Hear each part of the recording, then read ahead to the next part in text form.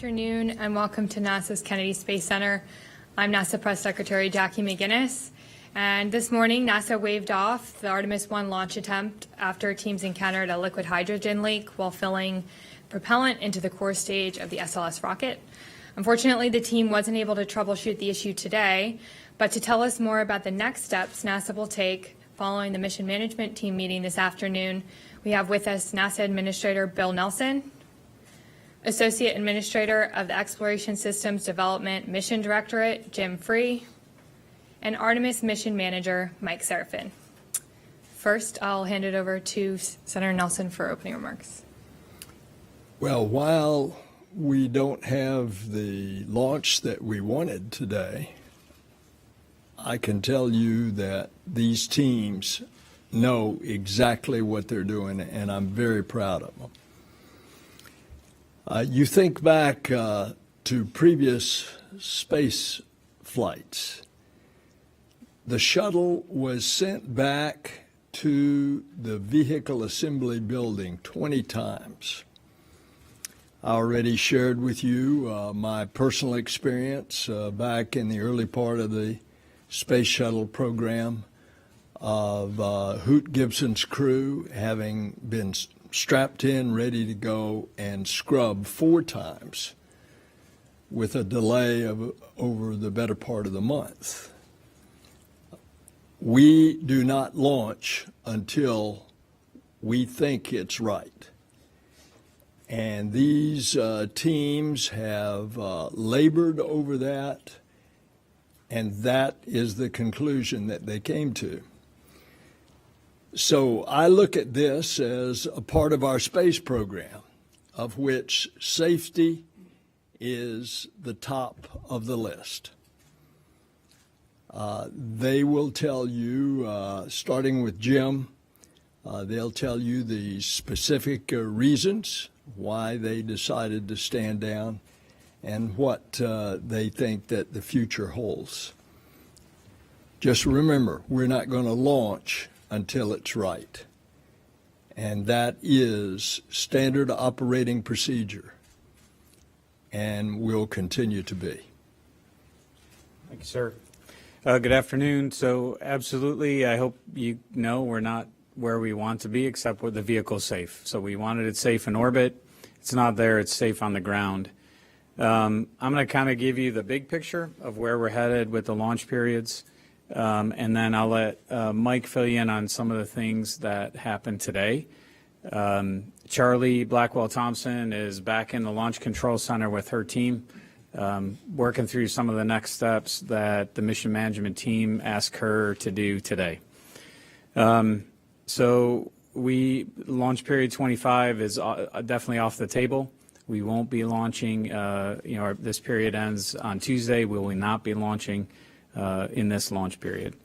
Launch period 26 and 27 will really depend on the options that the team comes back with, likely on Monday or early Tuesday morning, and Mike will talk through those options with you. One thing I'll point out is we will deconflict with Crew 5, so there is an overlap with our next launch period and the time frame when Crew 5 wants to go. We need to make sure we deconflict with them. So that will weigh into what we do. And then as we get into launch period 27 in the latter part of October, we will be looking at a lot of things, our limited life items, our stay on the pad durations that we have, and of course we're always looking at weather as a general course of action for some of the storm activity that can be out there. I'm sure there's going to be a question of, are we confident? Right, I actually love that question because it's like, are you confident you were going to get out of bed this morning? We don't go into these tests lightly, right? We don't just say, hey, we hope this is going to work. The confidence to do another launch attempt today was born out of the fact that we understood the hydrogen leaks that we had on Monday. Those are different than the leak that we had today. In terms of scale, one was in the same place, but today was a different signature. And we understood the engine issue. So we were confident coming into today But as the administrator said, we're not going to launch till we're ready, which means we're going to step through these things. There's a lot of conjecture already. I can assure you, I don't know how many people are in that MMT room today, Mike, but I don't know, 100 plus folks, most of them engineers, everybody already thinking about what is the problem. And frankly, that's what happens on the loops when we're talking about these things. Folks are giving options. The anomaly loops are really active, especially on this one today, from the time we first saw the signature all the way until Charlie made the right decision, which was to scrub. So our confidence comes through what we're going to learn in this. When we're ready to go back out there, we'll go back out there and try for another launch. Mike will lay out for you what we have in between. I'll say this, obviously, we've talked about this mission being risky, but we're going to take the risks that make sense. The risks that we know that have already pushed the vehicle and the system as far as it will when we launch, and be ready to go at that time. So with that, let me turn it over to Mike for some more specifics. Okay, and good afternoon again. Thank you for continuing to follow the Artemis I mission in our program. I'll just briefly recap where we left off the last time we were here, which was after the Launch -2 mission management team meeting on the 1st to review our readiness to head into this launch attempt.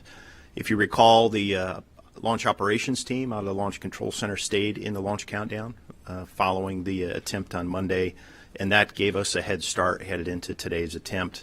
The team, when we came in for the tanking meeting, which was to decide whether or not to load the vehicle with the cryogenic fuel and oxidizer today, was on the timeline or slightly ahead, and it was a clean meeting. We met at 04:45 this morning, and we talked about our setup for the day, and there were a few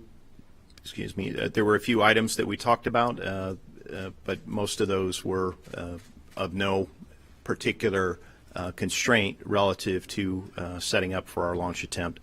The team identified that they had 46 collision avoidance cutouts in the launch window. Most were a minute,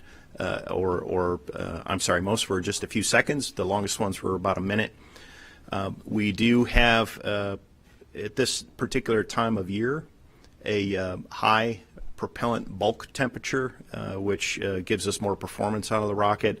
So essentially, we have a hot rocket in terms of the performance to launch, and that actually, as we fly up through the Earth's atmosphere, pushes the higher end of the maximum dynamic pressure, or Q bar.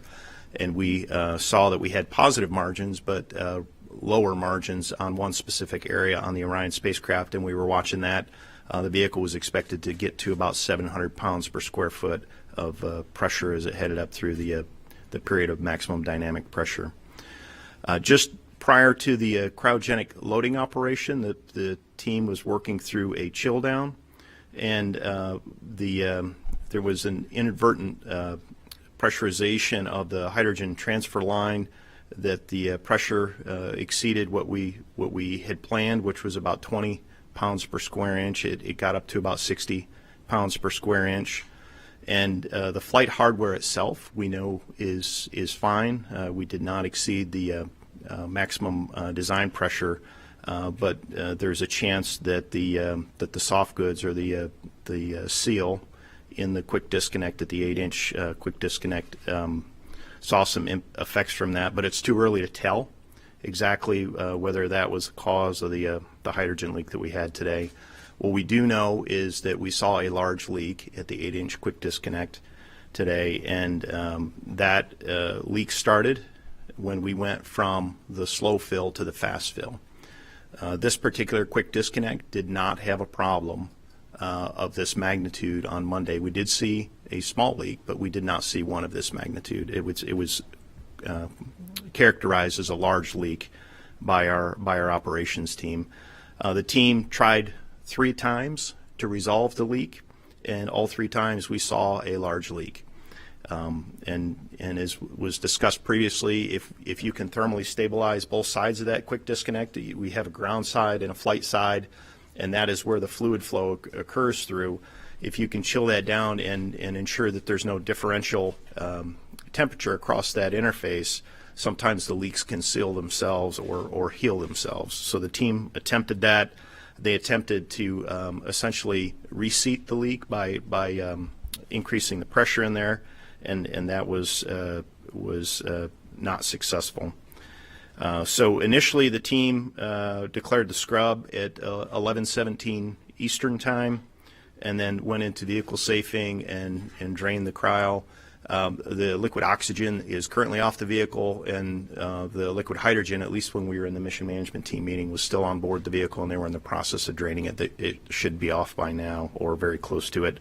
The team will get into what they call the inerting, which is they put gaseous nitrogen in there so as not to condense water vapor in the tank area, and then they'll swap over to air. What that does is it allows us to get the tanks back up to ambient conditions, and then for us to gain access.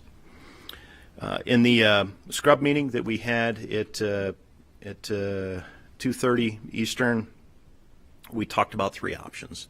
The first option was to simply demate and remate the umbilical at the pad, hoping that the soft goods would seal the leak up, but our confidence level, given the size of the leak that we saw today, was fairly low that would solve the problem.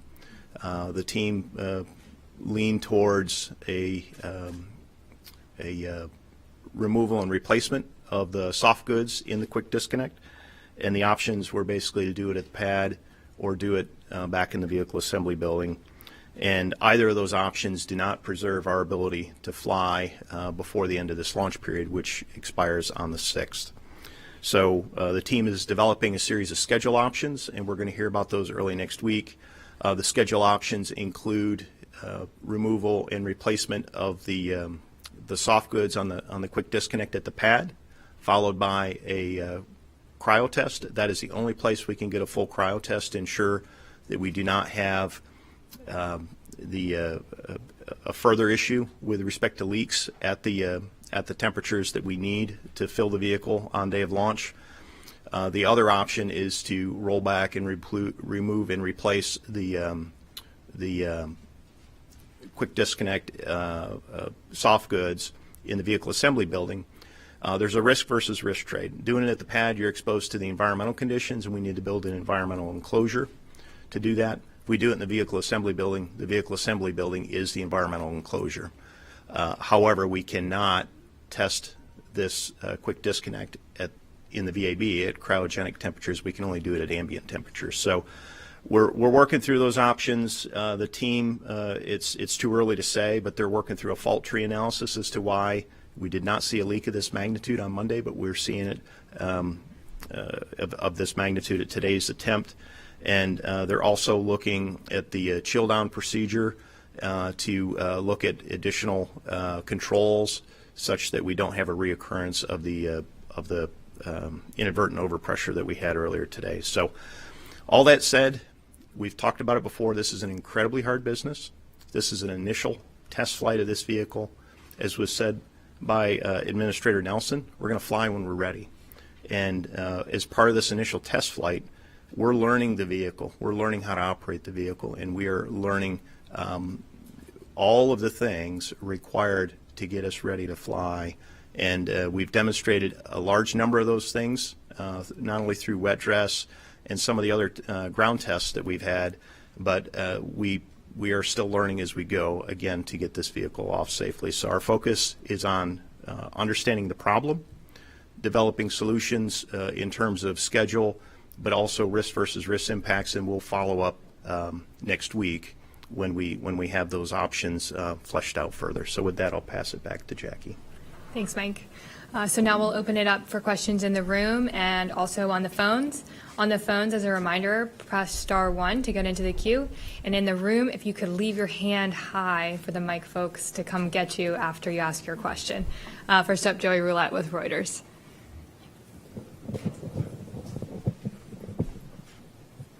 Question for Mike. If you decide to roll back, and I know it's uncertain right now, what's the quickest you could roll SLS back out to the pad? What would that look like, and what other things would you have to do in the VAB while it's there?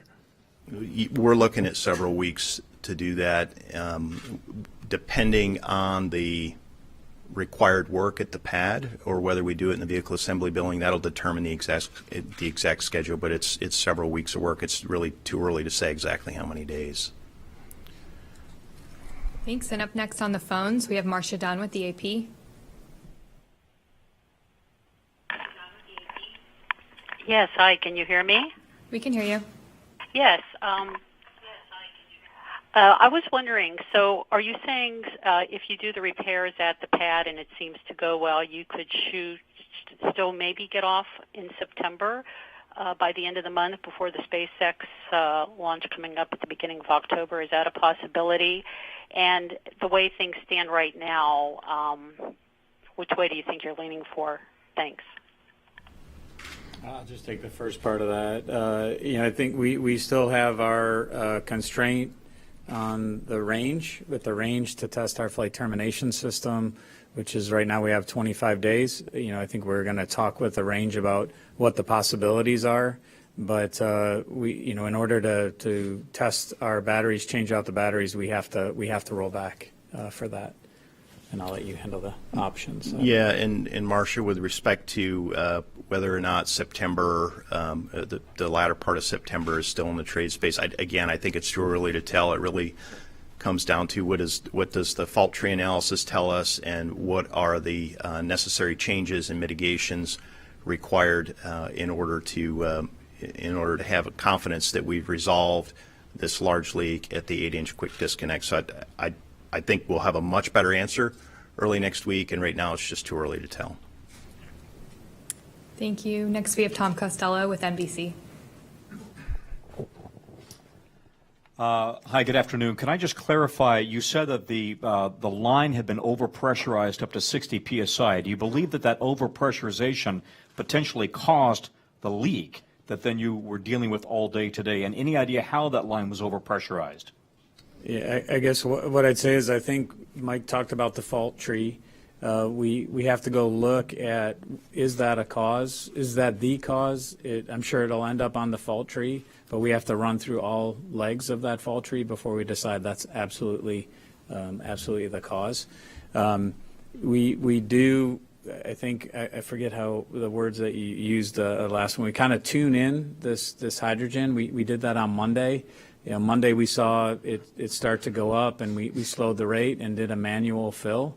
That's just part of the process, and we need to look, as Mike said, to automate that and get the places where it'll cut out if the pressure is going too high, so we don't hit that kind of command again. That'll be part of what we automate and practice for the next time. But it's on the fault tree. It's kind of tough to say right now, yeah, that is the absolute cause. Chris Davenport with Washington Post. Oh. Thank you. I just want to clarify, you're going back to the VAB no matter what, right? I just want to clarify that. And I wonder if you could just briefly, Mike, talk about the differences with this hydrogen leak, this big one that you had, versus the one that you were able to overcome on Monday. Thanks. Yeah, for the VAB part of it, it's what I said. We have to go back right now. We do not have an agreement with the range that we can launch when our batteries have not been tested after 25 days. So that runs out here, as Mike said. And so in order to change them out, we have to go back. To get that kind of extension with the range is something we'd have to talk to them about. So right now our position is we will have to go back to the VAB. When we go back will depend on the testing options that Mike talked about. Yeah, and to take a crack at the second part of your question there, Chris, in terms of the leak that we saw on Monday, it was a manageable leak. This was not a manageable leak. As soon as we started to get into fast fill, and we need to get into fast fill, again, as part of this delicate balance of you want to you want to load within the capability of the quick disconnect, which tells you want to slow it down, but you also want to speed it up so you can make your launch window. So you've got this balance between the flow rate and the pressure, and if there's a leak present, you need to manage that. So On Monday, the team was able to successfully work their way through that while staying below the hazardous concentration limit of the hydrogen that was leaking out. We were unable to do that today. It was a much larger leak. The team tried to work and use the same technique as part of a pre-planned procedure. They tried multiple times, and that didn't work. In addition to trying to bump the quick disconnect and try to reseat it, and none of those techniques worked. The techniques that we used on Monday, just for this magnitude of leak, were not working in our favor. Thanks, Mike. Kristen Fisher with CNN.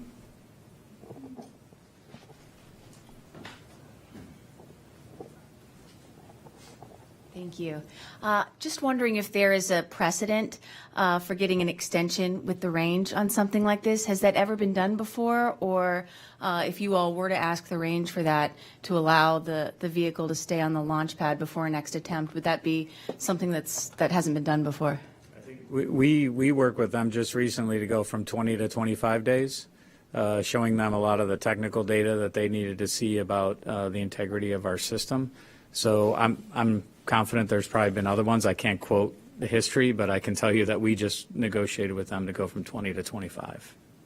Do you feel at least somewhat confident that there's a chance that perhaps this rocket could stay on the pad before a next launch attempt? Well, that's. I mean, my conjecture is I don't know, because it's really their call. And I think we have data that probably supports it, and I know our folks are going to go talk to the range as soon as they're able to. But that's really, that's serious business that they deal with and we deal with, and we want to respect that this is their range and we're launching from it. Lauren Grush with Bloomberg.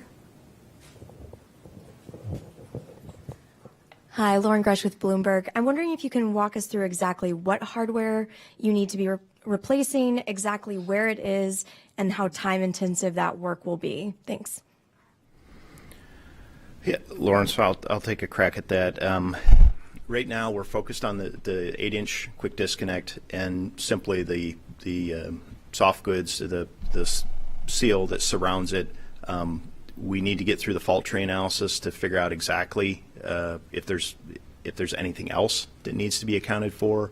It's a little too early to tell again as to what else may be in play, what other work may be necessary. So there's the kind of your engineering review board or technical analysis that'll happen in the office environment, and then we'll go out and we'll demate the umbilical, whether it's at the pad or in the vehicle assembly building, depending on what the team brings forward next week. And we'll put those two together and decide what are the things that we can resolve based on the data that we already have from the fault tree analysis, and say we don't need to check these things, or we absolutely need to check these things. And then we will also have some witness information when we demate the umbilical. We're being very thoughtful about demating the umbilical at this point, because we also don't want to disturb what may be critical engineering data as part of that. So before we proceed into a simple, what we think may be a simple removal and replacement of this quick disconnect seal, we want to make sure that we're not overlooking something. So we're going to take some time to go through this from an engineering standpoint, go through any potential cause or exclude any potential cause based on the information we had. So it's a little too early to tell exactly where we may need to do some work. Thank you. Eric Berger with Ars Technica. Two quick ones about the hydrogen. First of all, maybe Mike, if I was standing there with a bucket and some cryogenic proof gloves, like how quickly would it fill the bucket? Just want to sort of get a sense of the magnitude of the leak. You've called it a large leak. And then for Senator Nelson, when you were writing the authorization bill in 2010, sort of setting up this space launch system, did you have concerns about the continued use of hydrogen due to its leaky nature and your experience with it on shuttle? Thanks. Well, I'll answer that right out. I, and along with Senator Kay Bailey Hutchinson, along with our folks in the White House, deferred to the people who best knew the systems. And so the answer to your question is no. We did not have any question about hydrogen. We deferred to the experts. Yeah, and Eric, to answer your question about how large is the leak, I wouldn't use a bucket analogy on that one. It really is a concentration.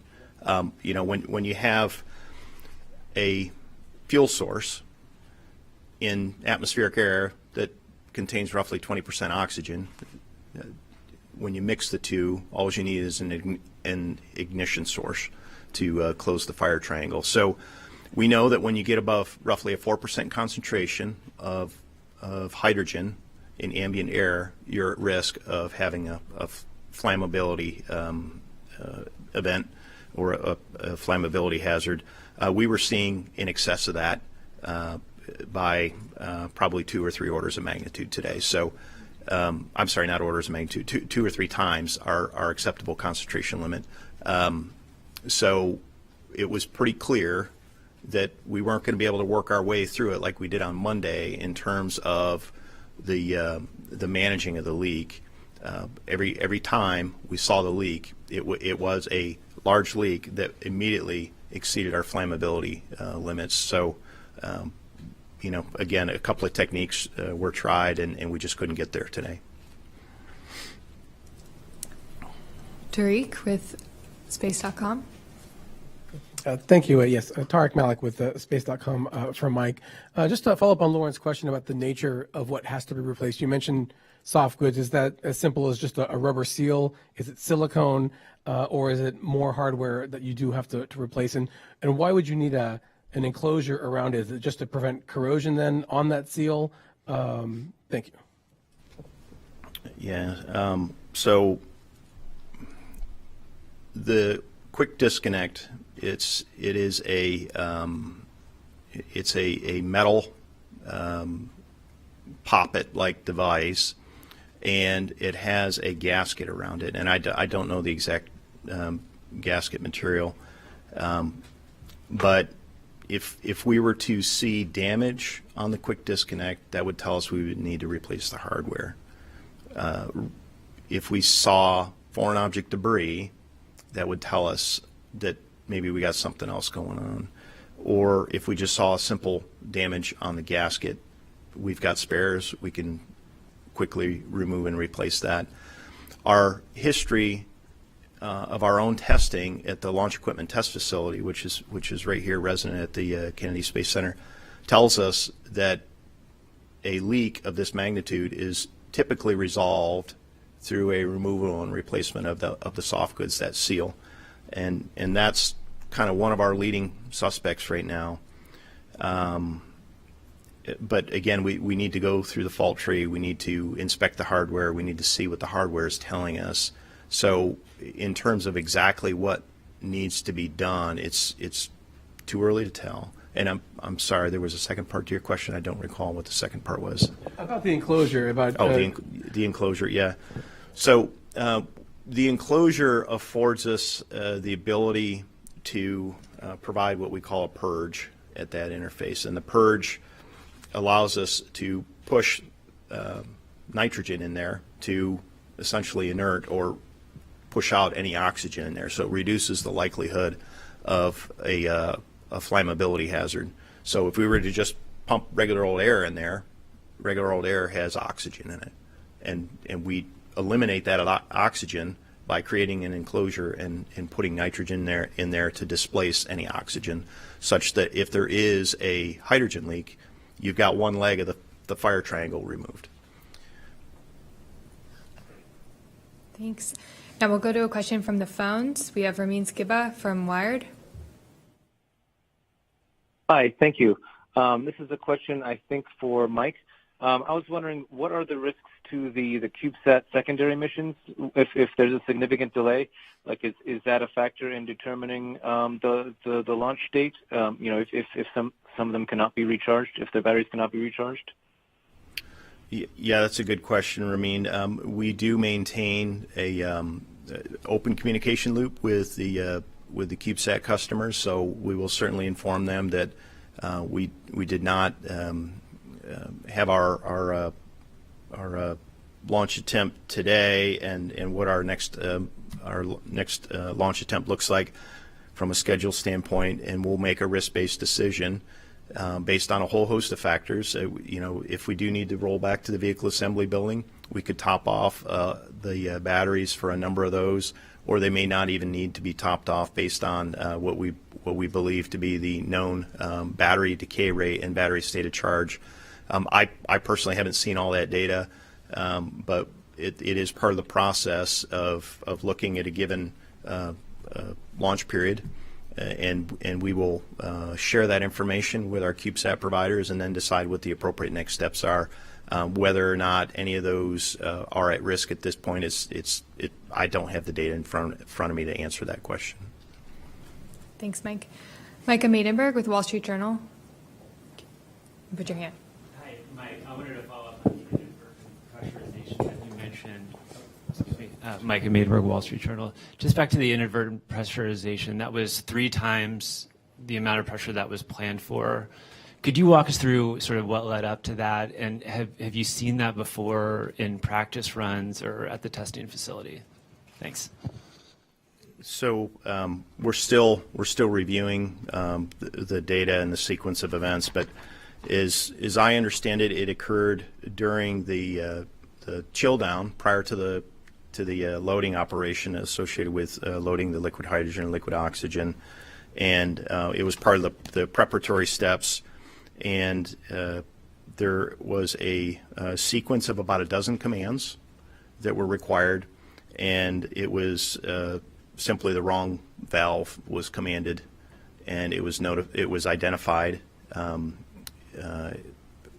after about 3 or 4 seconds, and then it was rectified. So that's what we understand. We know what the pressure profile looked like at this particular interface, and we're looking at again the sequence, and as was mentioned by our lead project engineer earlier today, we want to be deliberate and careful about drawing conclusions here, because correlation does not equal causation. So we are taking a look at the inadvertent overpress, and we're looking at what that meant to this particular interface, and then we're looking at the fault tree associated with the leak that we saw, and if there is a conjunction of potential causes on the fault tree, then that'll take us down one path.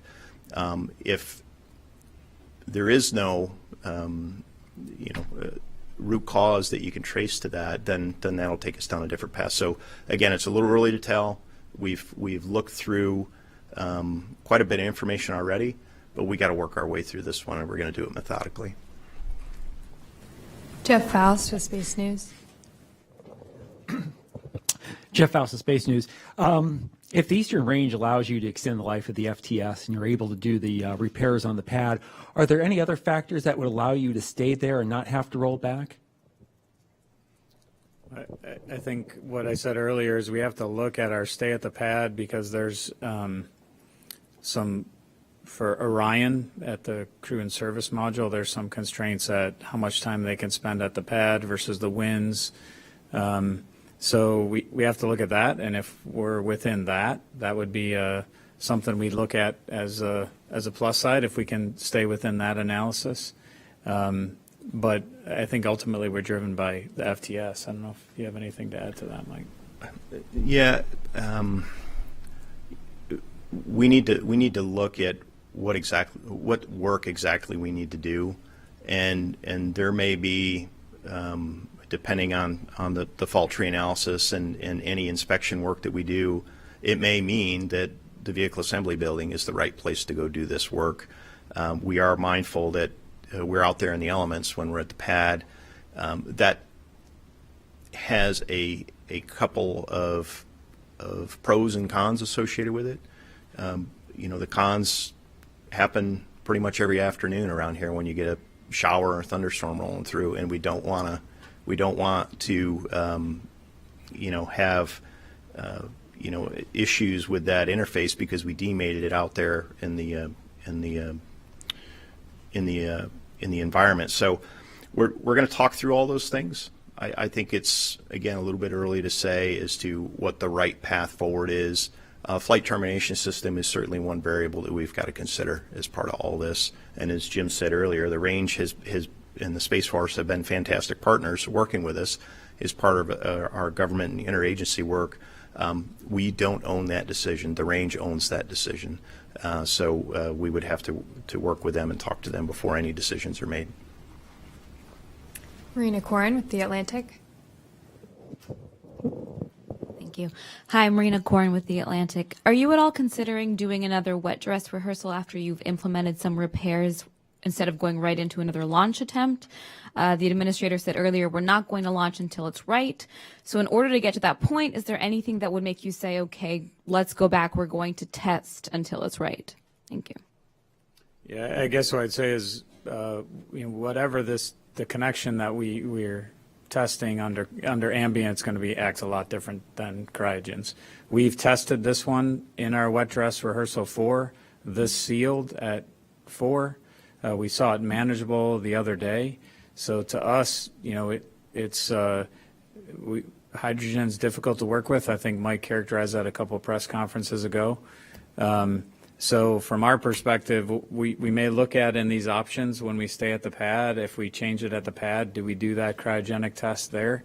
And what that cryogenic test consists of is TBD. That's what the team will come up with. But from my perspective, we tested this at a wet dress. So to say, hey, we should have done another wet dress, this one sealed at the wet dress. I will take everybody back. I think the summer of 1990 was the summer of hydrogen, where shuttle had been launching for 9 years, and they spent a whole summer chasing hydrogen leaks. So I'm not saying that's an excuse. That's just a fact. And we've seen a couple different hydrogen leaks. I think we're trying to dial this vehicle in. Whatever this fault was, we have to find out, and we will run it to ground and build that confidence that I talked about earlier to come out there again. If the team says, hey, a wet dress is the way to go, then we need to figure that out. But right now, from my perspective, we've tested this. It's worked a couple times, and it didn't today. We'll figure out the reason why.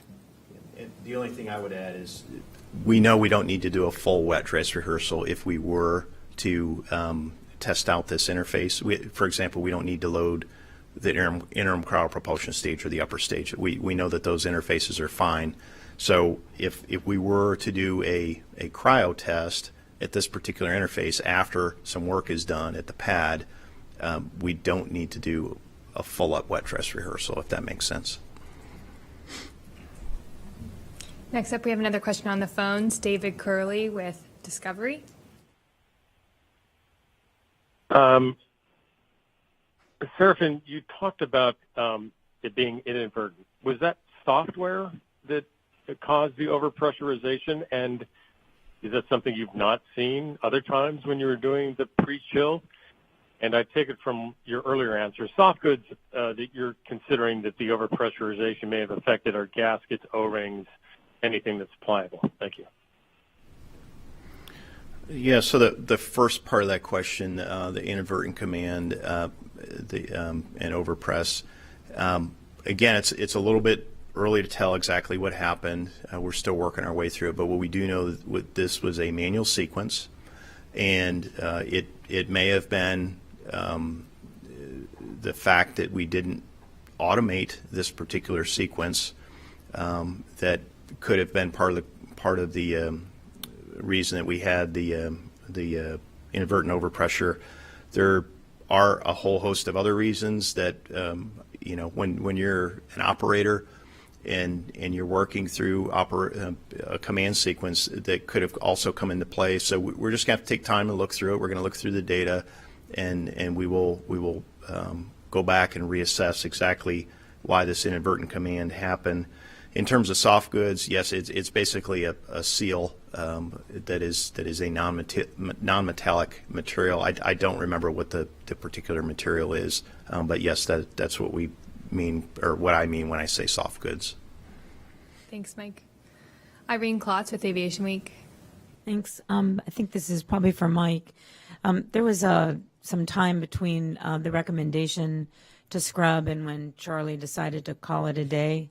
Was there additional troubleshooting that was being discussed as an option? Is there anything else that was gleaned from the activities that took place today? And then separately, is the sensor issue that we were here talking about a couple of days ago, is that a factor at all in any of these scenarios? Thanks. I'll start with your last question. The short answer is no. The sensor issue that we saw the other day, that is on the engine side as part of the engine bleed that's used to thermally condition the engines. As far as replacing it or doing something to address it during this time? No, that really hasn't entered into the discussion. In terms of additional troubleshooting, there was a pause before a scrub was declared just to ensure that we had exhausted all of our options. And we had some discussions come from our engineering team as to what a potential option may be, and it turned out to not be a viable option. So there were some ongoing discussions to ensure that we had really exhausted all of our options, and that's why there was a little bit of a pause towards the end before the scrub was declared. Here in the second row.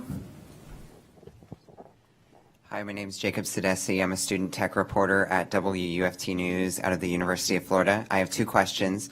One, so I know I heard earlier that the temperature affects how the rocket launch goes in some ways. So as summer goes into fall, goes into winter, how is this mission going to need to be adapted going forward this far into the future? And second of all, I know it's one you're not going to want to hear right now, but I want to ask it anyway. How does this pushback affect the timeline of the Artemis program as a whole? I'll take the second one. We are still planning Artemis II in 2024 and Artemis III in 25. Okay, and then in terms of temperature effects, because we have a combination of solid propellant in the boosters and liquid propellant in the core stage, the core stage really has no significant impact due to temperature other than what we call the boil off, which is you cause the propellant to go from a liquid to a gas, and you're not able to feed the engines as part of that. There's essentially no effect associated with that because as we go from summer into the fall months, because you load the cryo and then you go and you ensure that the tank is full before you go. In terms of the solid propulsion system, the lower the bulk temperature of the propellant, the lower the performance you get, and we know what the performance characteristics of these particular boosters are, and they've been tested throughout the full range. The summer months you get the most performance out of the solids, and the performance will be slightly lower in the fall. But when we looked at our performance numbers, they were eye-watering in terms of margin to our insertion altitude that we were planning. So we're not particularly concerned with performance of the rocket at this point. In the back here, behind Joey. Thank you. Manuel Masanti from Debate. Given these two cancellations and further delays, I would like to know how these affect the other payload on board, like the 10 CubeSats that we have. Is there any reason that we need battery changes, or how these affect the CubeSats? Thank you. I think we answered the CubeSat question earlier. We know that we have limited battery life on the CubeSats, and we understand what the decay rate is. The customers of the CubeSats have been made aware of what our access is before the CubeSats were ever loaded. We also have payloads inside the Orion capsule, things like radiation monitors and a number of other things. And we know what the installed or baseline configuration was. Obviously, the longer you sit out there on the pad, the more radiation some of these sensors will accrue. But we also have witness sensors in there to help us understand what we accumulated during the spaceflight portion as opposed to here on the ground. So there are a whole host of things that we plan ahead and track, and at this point, that we're really focused on getting the vehicle ready, and we understand what the potential impacts are to the payloads and the CubeSats, whether they're in Orion or on the Space Launch System rocket as part of the 10 CubeSats. So, I think we've talked that. So. Here in the second row. Hi, Denise Vickers from WUFT at the University of Florida. My question is for the senator. We understand that you're not going until you're ready, and that it's right. And we know that scrubs are a very natural part of all of the space missions. That said, I gotta believe that there's some level of disappointment. Can you describe the demeanor inside the LCC, and specifically how's Charlie Blackwell Thompson, and what did you say to her today, after the decision to scrub? The demeanor in the LCC is very professional. They do their job.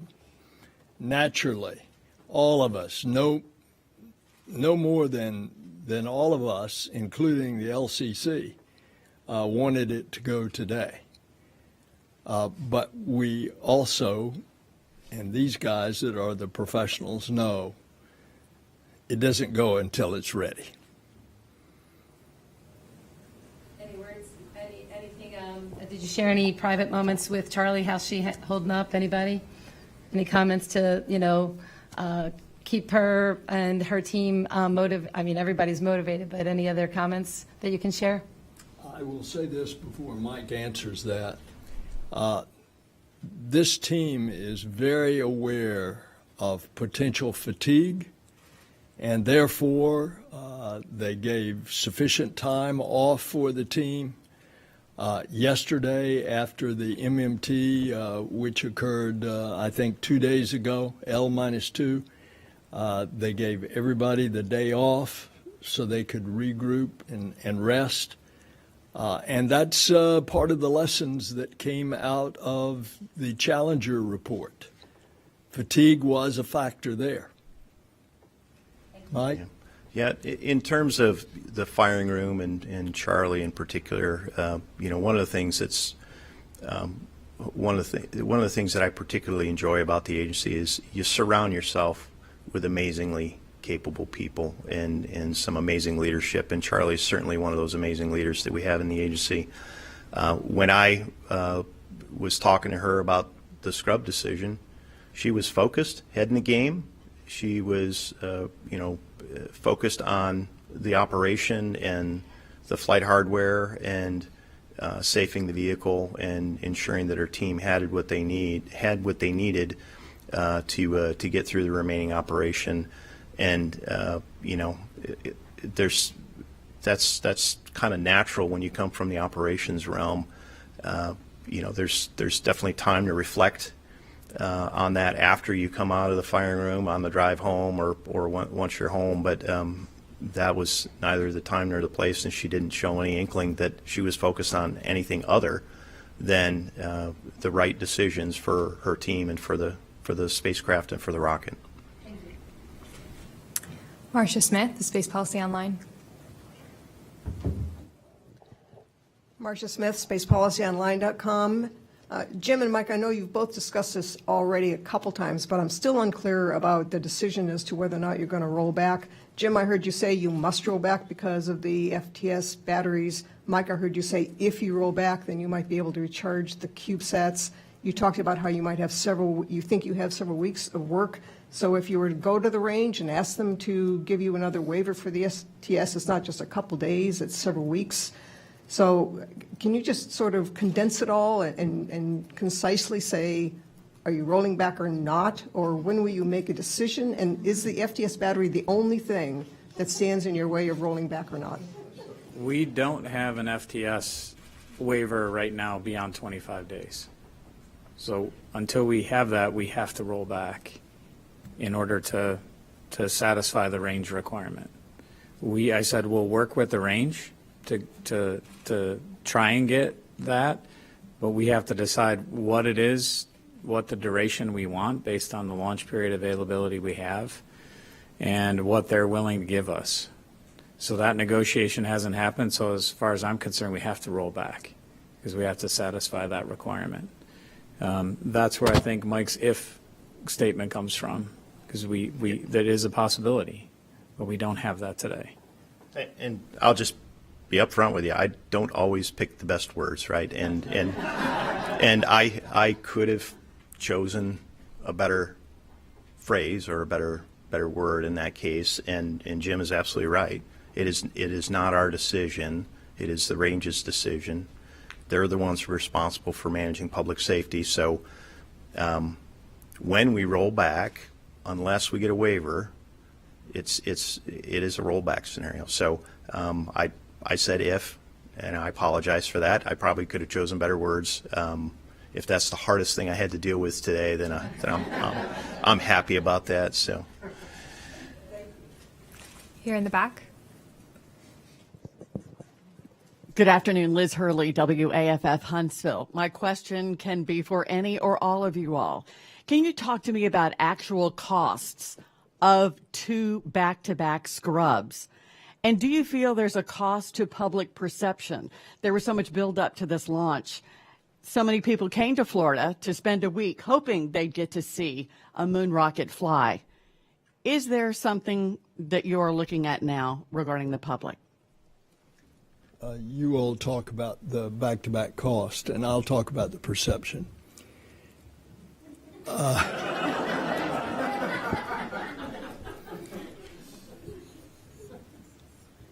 You know, space is the place.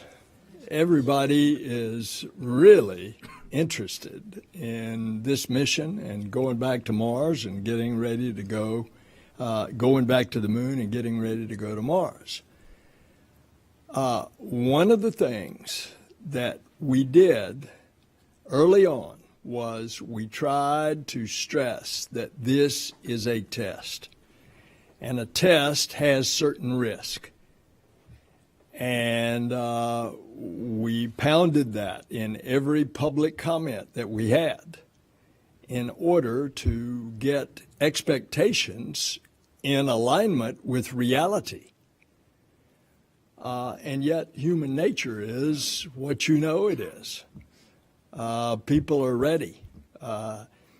You saw the crowds out here on Monday morning. A lot less crowds today. However, the nature of humans is that we want to see it and participate in it. And yet, despite all that, that's why these guys are such consummate professionals. They do it by the book and when it's ready. And as far as costs, I mean, I can't give you a number. I can tell you the cost. There's commodities we use with oxygen and hydrogen. We do try and recover some of those as we drain back into our supply tanks, but a lot of those cryogens boil off, so we have to have them topped off. I forget how many tankers we had after Monday's attempt. Exactly, I think we had like 5 or 6 waves, as we remember Charlie talking about. But the exact cost of that oxygen, hydrogen, I can't tell you off the top of my head. Yeah, no, I can't tell you that off the top of my head. You know, I go to commodities first, and obviously, you know, we schedule up resources to provide the common tracking for us, and then the labor of the folks here. But that labor folks are working on anyway. But so it's probably some of the assets that aren't ours that are outside of NASA's control, and the liquid oxygen and hydrogen. But I'm sorry, I can't tell you a number off the top of my head. The cost of 2 scrubs is a lot less than a failure. Michael Grushko with Nat Geo. Answer both. Hi, this is for the administrator. We are coming up on the 60th anniversary of President Kennedy's famous Rice University speech in which he declared that we choose to go to the moon. Nearly 60 years later, how do you reflect on the upcoming anniversary and the challenges that we face as we choose once again to go to the moon? Thanks. As a matter of fact, on the 60th anniversary, I will be in Rice Stadium. There will be 4,000 public school students that will be in the stadium, just as it was 60 years ago with public school students. And what President Kennedy said was, we choose to go to the moon and do other things, not because it's easy, but because it's hard. This is a whole new vehicle, a whole new technology, a whole new purpose of going back to the moon in preparation to go to Mars. And yes, it's hard.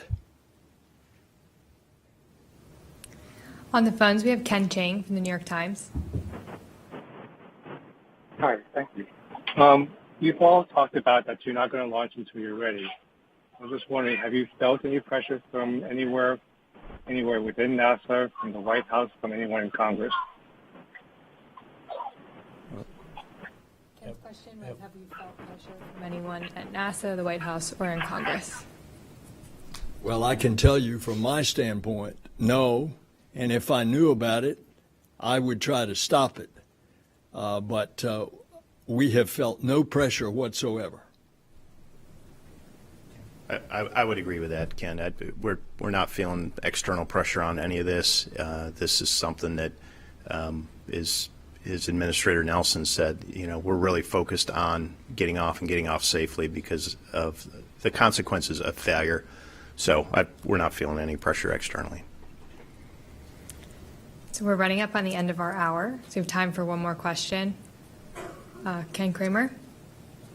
Hi, thank you. Ken Kramer for Space Up Close. Let me ask Mike Sarafin a question. You talked a few questions back about the possibility to do cryo-loading to test that seal. I'm wondering how much cryos would you have to load to test the seal if it's seated, and what would be then the turnaround for a launch? In terms of how much cryo we would have to load, what we would really only need to do is get through the chill down, slow fill, and into the fast fill. And typically when you get in the fast fill, if there's going to be a leak, that's where you're going to see it. Because you have the highest flow rate and the highest pressure, you don't need to fill the whole tank to do that. So, it would be somewhere, 5+%. It's not a significant amount of the liquid hydrogen tank. And I'm sorry, what was the second part of the question? I've been up since midnight, so what's that? How long could you turn around for a launch then? Would it be like 2 or 3 days later? Again, it depends on a whole host of things. But, in terms of replenishing the commodities and setting up for a subsequent attempt, we know that we can turn around either 48 or 72 hours. Simply based on commodity and replenishment. If there were additional engineering investigations or additional work that we needed to do following a cryo test at that interface, it is something that would have to be factored in the plan. We're gonna understand this better next week, but in terms of the first part of that question, it's not a significant amount of the cryo compared to the full load of the tank. Thanks, Mike. As we said earlier, we'll have an update for you next week on the path forward. And as always, tune into NASA TV and our social media channels to keep up to date on the latest. Thank you all for joining us, and have a great Labor Day.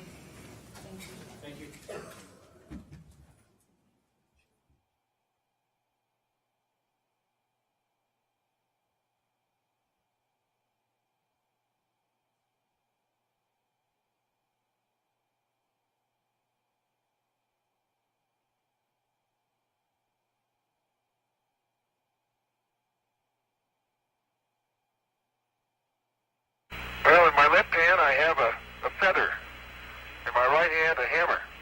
And I guess one of the reasons we got here today was because of a gentleman named Galileo a long time ago who made a rather significant discovery about falling objects